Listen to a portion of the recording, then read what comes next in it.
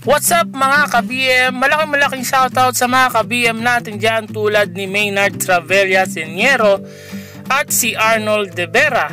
At malaking shoutout kay Andres Reyes, isa sa pinaka-haters ng ating national team ng Gilas Pilipinas, at pinuputakti siya ng mga kaibigan natin na nagko-comment din sa ating channel.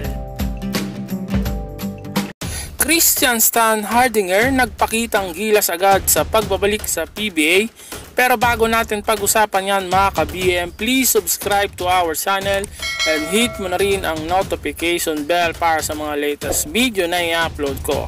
Higit isang buwan ding hindi naglaro si Christian Stan Hardinger dahil sa injury sa tuhod.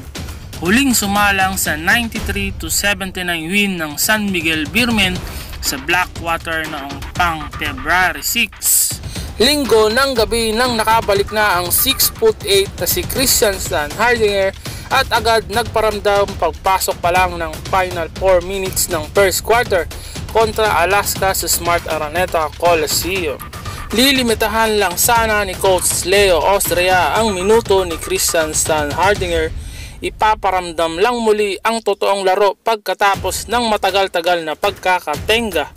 Pero dahil sa magandang ipinapakita ni Christian, naging malaking tulong pa sa team ang pagsungkit ng 114-96 win para tapusin ang elimination sa 7-4 at nanigurado ang 4-time champion sa quarterfinals ng PBA Philippine Cup. Tumagal ng higit sa 23 minutes sa loob si Christian Stan Hardinger at nilista ang 14 sa kanyang 23 points sa fourth quarter.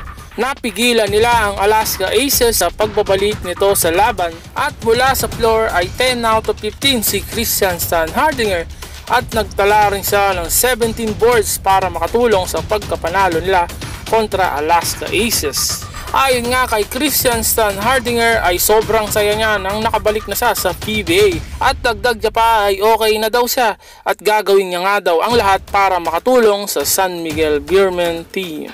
So yun lang mga ka-BM, anong masasabi nyo sa pagbabalik ni Christian Stan Hardinger sa San Miguel Beermen? Meron na namang backup si Junmar Fajardo at lalong lumakas ulit ang San Miguel Beermen sa pagbabalik ni Christian. So yun lang mga ka-BM, maraming salamat sa lahat ng mga sumusuporta sa channel na to. The best kayong lahat sa akin. So yun lang mga ka-BM, peace out. I never made it, but I know